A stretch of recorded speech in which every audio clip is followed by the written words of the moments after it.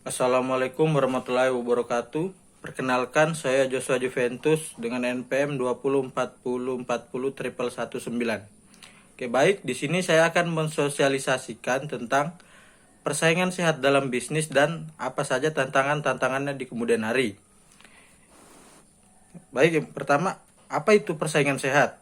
Persaingan sehat ialah persaingan yang tidak menjatuhkan dan juga merugikan satu sama lain, tetapi bersaing dengan cara meningkatkan kualitas maupun kemampuan masing-masing. Dengan adanya persaingan sehat ini, pesaing-pesaing akan selalu berinovasi dan meningkatkan kreativitasnya untuk berlomba-lomba menciptakan produk yang baik untuk konsumennya.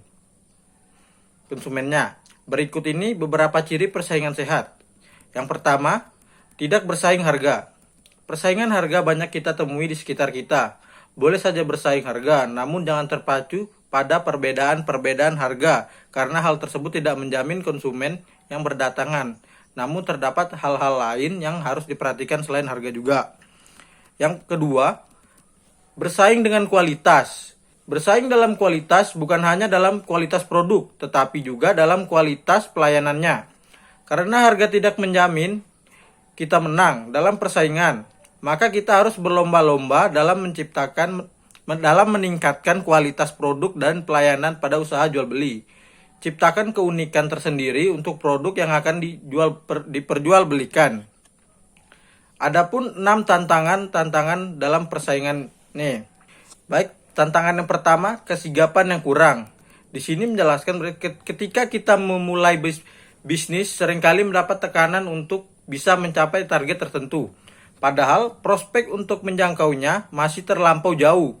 Hal ini yang mendorong pelaku bisnis dilema, bahkan pesimis untuk mencapai tujuan-tujuan dan bisnis. Yang kedua, tidak dapat menyesuaikan digitalisasi bisnis. Sebagian besar orang beranggapan bahwa digitalisasi akan mempermudah setiap aktivitas. Tak hanya itu, keuntungan bisnis yang dihasilkan setelah penerapan digitalisasi juga diklaim akan lebih besar. Perlu kita ketahui, meskipun digitalisasi membuat waktu, tenaga, dan biaya semakin hemat, justru digitalisasi menjadi tantangan yang tidak bisa dianggap sepele. Keberadaan digitalisasi bisnis membuat kamu harus menerapkan sistem terbuka dan responsibel terhadap sejumlah ancaman tertentu. Baik, tantangan yang ketiga, manajemen dan sumber daya manusia yang kurang profesional. Menjalankan bisnis di masa sekarang sangat sulit untuk memastikan prospek selama kurun waktu tertentu, apakah akan naik atau bahkan turun. Hal ini membuat sistem manajemen menjadi kacau dan sulit untuk menyesuaikan kinerja internal, terlebih jika bisnis yang dijalankan melibatkan banyak pegawai. Pelaku bisnis akan kesulitan membuat sistem manajemen yang terstruktur sesuai kondisi yang sedang berlangsung. Tidak jarang pula, segala kebijakan yang diambil akan berseberangan dalam ekspektasi. Baik, yang keempat, perilaku masyarakat yang beragam. Kesuksesan bisnis bisa dipengaruhi oleh kepuasan masyarakat terhadap pelayanan atau produk yang diperoleh. Sebagai pelaku bisnis, tentu setidaknya mampu memperoleh peringkat dalam persaingan bisnis tertentu dengan cara memperoleh kepercayaan masyarakat atau testimonial yang positif. Bukan perkara yang mudah, mengingat kebutuhan masyarakat yang kompleks akan membuat bisnis berjalan tidak stabil.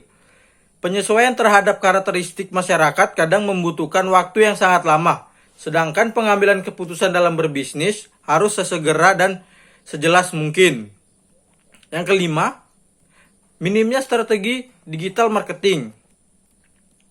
Di sini dijelaskan bahwa bisnis apapun saat ini akan tersulit berkembang jika terintegrasi dengan sistem online sebagai basis pemasarannya.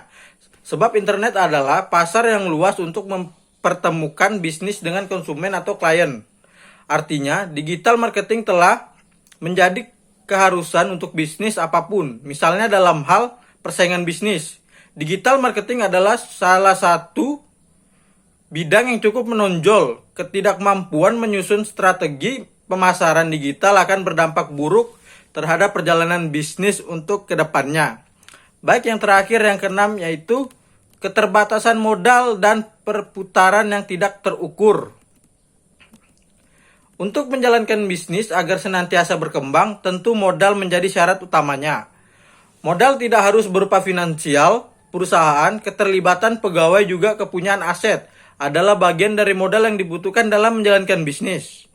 Semakin besar modal yang dimiliki, semakin mudah pula mengarahkan bisnis ke target tertentu. Berbeda dengan perputaran modal, ketika membicarakan sistem manajemen bisnis, perputaran modal adalah bagian terpenting dan relatif sulit untuk mengaturnya. Jika perputaran modal tidak dimanajemen sebaik mungkin, bisa jadi bisnis tidak mampu bertahan lama.